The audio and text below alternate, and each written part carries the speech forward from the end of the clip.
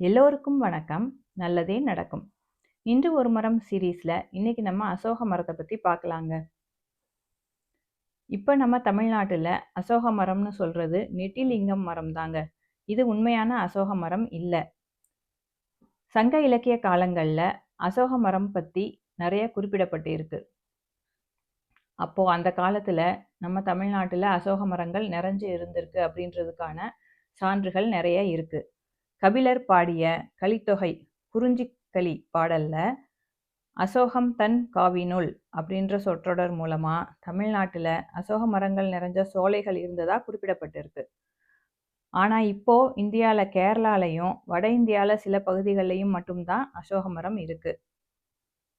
வடமொழி கவிஞர் காளிதாசர் தன்னோட மாளவிகா அக்னிமித்ரா நூல்ல இந்த மாதிரி சொல்லியிருக்காருங்க. மன்மதனுடைய மலர்க்கணையில் உள்ள அசோக மலரினால் காதல் வசமான அழகு மங்கையர் கலீர் கலீர் என ஒலி எழுப்பும் அழகிய சிலம்புகள் அணிந்த செந்நிற பாதங்களால் மிருதுவாகவும் நளினமாகவும் உதைக்க அசோக மரம் பூச்சொரிந்தது அப்படின்னு குறிப்பிட்டிருக்காரு. அவர் தன்னோட மற்றொரு நூலான ரிதுசம்ஹாரம் நூல்ல இந்தியாவோட 6 பருவ காலங்களையும் இயற்கை அழகோடையும் மக்கள் வாழ்வோடையும் இணைச்சு பாடியிருக்காரு.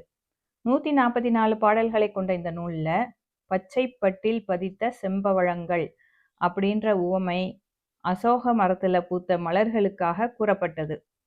அதோட அசோக மரம் இளவேனில் மற்றும் வசந்த காலங்கள்ல பூத்து குலுங்கினதா சொல்லப்பட்டிருக்கு. இது மூலமா அக்காலங்கள்ல அசோக மரங்கள் நிறைஞ்சிருந்ததை நாம தெரிஞ்சுக்கலாம். நமது பாரம்பரிய இழப்புகள்ல அசோக மரமும் ஒண்ணு அப்படின்னு திரு MS ராந்தவா ICS அவர்கள் தனது அழகிய மரங்களும் தோட்டங்களும் அப்படிங்கிற புத்தகத்துல எழுதியிருக்காரு. இவரு மத்திய அரசோட முன்னாள் செயலாளரா இருந்தவர்.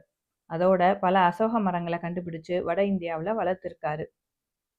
திண்டுக்கல் பக்கத்துல இருக்கிற சிறுமலை பகுதி தான் அசோக மரத்தோட பழமையான இயற்கை பரவல் பகுதிகளில் ஒன்னா இருந்திருக்கு. கம்பராமாயணத்துல சீதையை ராவணன் சிறை வச்சிருந்த இடமா சொல்லப்படுறது இலங்கையில அசோகவனத்துல தான். அப்படின்னா இலங்கையில அசோக மரங்கள் இருக்குன்னு தெரிய வருது. நம்ம கேரள மாநிலத்திலையும் அசோக மரத்தோட இயற்கை பரவல் அதிகமா இருக்குங்க. குறிப்பா கொல்லம், கண்ணூர், பாலக்காடு பகுதிகளில் இருக்கிறதா சொல்றாங்க. இதோட விதைகள் மற்றும் கன்றுகளை பெற்று நம்ம தமிழ்நாட்டிலையும் உண்மையான அசோக மரங்கள் நடுறதுக்கு முயற்சி எடுத்தா நல்லா இருக்கும். நீங்க யாராவது உண்மையான அசோக மரத்தை பார்த்திருந்தீங்கன்னா கமெண்ட்ஸ்ல சொல்லுங்க. நன்றி.